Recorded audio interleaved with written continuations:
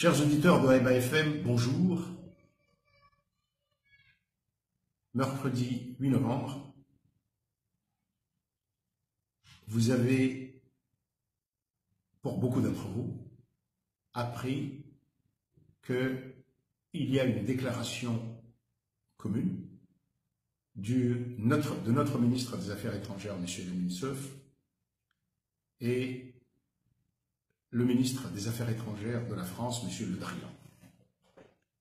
Cette déclaration affirme qu'on va revenir à la bonne coopération, à l'amitié, et les 5 points de cette déclaration visent tous, en réalité, Mayotte. Même le point 3, qui dit relancer sur de nouvelles bases et selon des modalités adaptées la coopération bilatérale entre la France et les Comores, avec un projet ambitieux de développement axé entre autres sur la formation et l'insertion professionnelle des jeunes, l'éducation, l'emploi, l'agriculture et la santé. Bien. Vous vous souvenez que le gouvernement, pendant 6 mois, haussait les épaules, disait « Nous sommes un pays souverain, advienne que pourra, que la France fasse ce qu'elle veut, nous sommes sûrs de notre fait. » Les gens ont raison de s'interroger sur ce que signifie ce recul. Parce que dans le point 5, on parle de la participation des élus mahorais, ce qui était un tabou jusqu'à présent pour le gouvernement comorien. Alors, pourquoi maintenant cette déclaration commune? Je pense que parce que M. El-Zadi, notre président, veut des élections et qu'il ne peut pas avoir des adversaires partout. Il a besoin du soutien, sinon de la neutralité de la France. Il est bien évident que le candidat président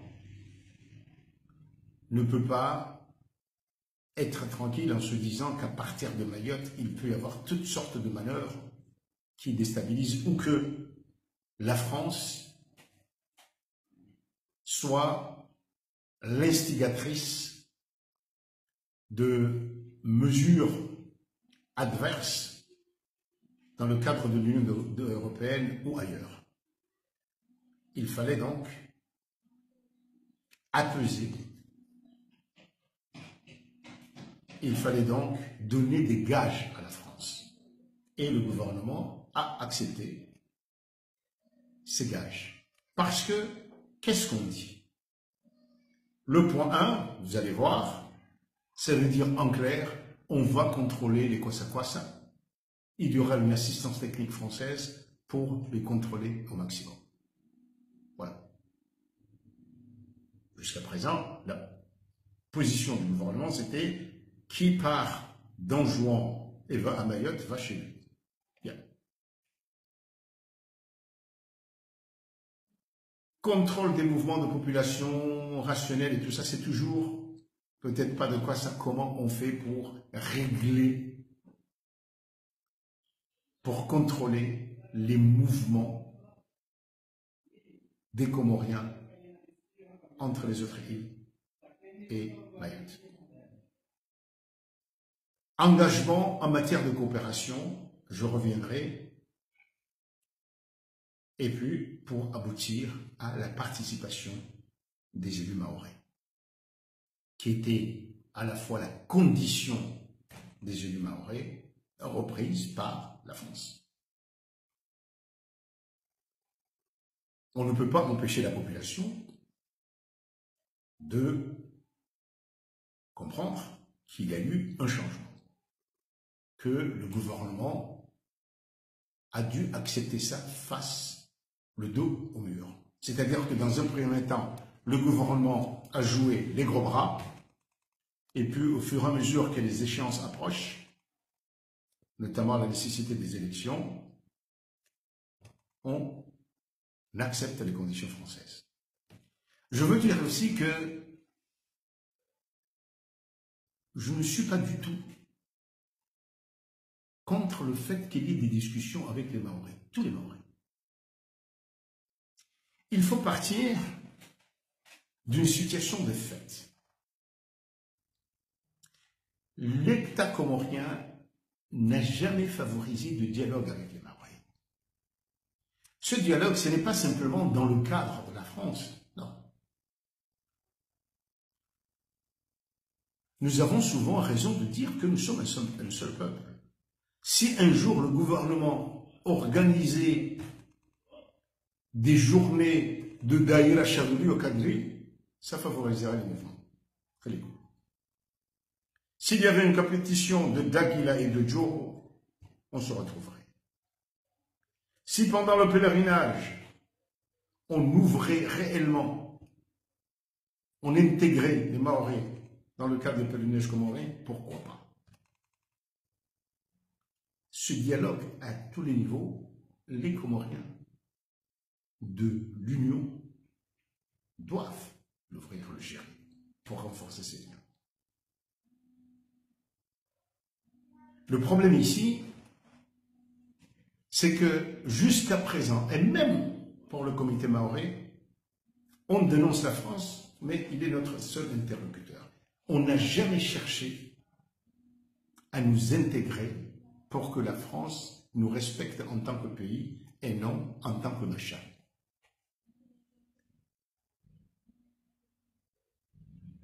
Aujourd'hui, nous sommes dans la SADC, mais jusqu'à présent, le gouvernement, on ne voit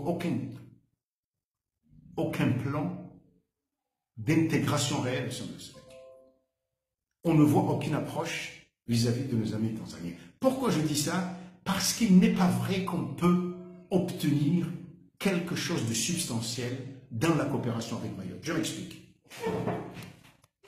Mayotte n'est pas une entité développée. C'est une entité où il y a beaucoup d'argent, mais ce dont nous avons besoin, c'est de l'éducation et de la formation. Ce n'est pas le genre d'éducation qu'il y a à Mayotte qui nous fera avancer. À Mayotte, il y a de l'argent qu'un pays riche distribue, dépense. Mayotte, jusqu'à présent, après plus de 40 ans de colonisation, combien d'ingénieurs maritimes ils ont? Combien de biologistes marins ils ont? Combien de spécialistes de l'agriculture de mort ils ont? Combien? Non, pas. On les entretient. On les entretient. Et nous ne devons pas, pour ceux qui préparent l'avenir de ce pays, il faut éduquer et former autrement. Bien sûr, nous avons besoin d'éducation en France, à un niveau très élevé. Mais même dans les nouvelles technologies, les besoins français sont différents des besoins aujourd'hui de pays comme les nôtres. Au Kenya par exemple, au Rwanda, ils créent, ils assimilent ces technologies-là pour satisfaire des besoins d'une population comme la nôtre, et pas la population française qui a un très haut niveau de vie et des coûts énormes. Donc, il faut nous entendre avec la France. La France, je reviens toujours, c'est 300 000 Comoriens ou 70 000 Comoriens à Marseille, ne serait-ce que ça. Des liens de sang. Un pays puissant. On ne peut être nous-mêmes vis-à-vis de la France que si on fait en sorte d'appartenir à notre région naturelle, les Africains que nous sommes, et en disant à la France, voilà ce dont nous avons besoin, et non pas que la France nous dise, on va vous donner ci, c'est ça que nous avons, c'est ça que nous vous donnons en fonction de nos intérêts. Ce n'est pas un conflit, on va tirer à boulet rouge. C'est un conflit où nous devons être intelligents assumer les faiblesses pour devenir fort. Et pour ça, il ne faut pas que la COI soit la première, le premier cercle d'activité et de développement. Il n'a pas les moyens. Et la France elle-même, y compris avec l'Union européenne aujourd'hui, n'a pas les moyens de porter une ambition de développement comorien. La France a des tas de capacités dont on peut servir, à condition qu'il y ait une vision de notre développement. La France aujourd'hui ne peut pas former nos pêcheurs réellement. Ils enverront des techniciens, etc. Et tout ça. Nos pêcheurs seront formés à Zanzibar, ou à Mombasa, ou à Durban. Donc, cet accord, ces besoins, nous avons besoin, nous, populations, de nous investir dans cette coopération, de forcer le gouvernement à définir des objectifs comoriens d'abord. Quels sont les objectifs?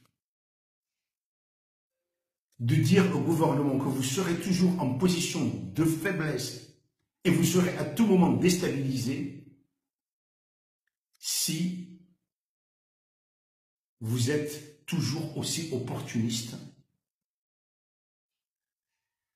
Et ce n'est pas simplement le gouvernement qui paye. La coopération française aujourd'hui, comme beaucoup de coopérations d'ailleurs, ne sert que les gouvernants, certains hauts fonctionnaires, un point trait. Et cela vaut partout. Nous avons besoin que nos jeunes soient confrontés, intégrés, réfléchissent, se développent avec les autres jeunes de la vraie région pour pouvoir discuter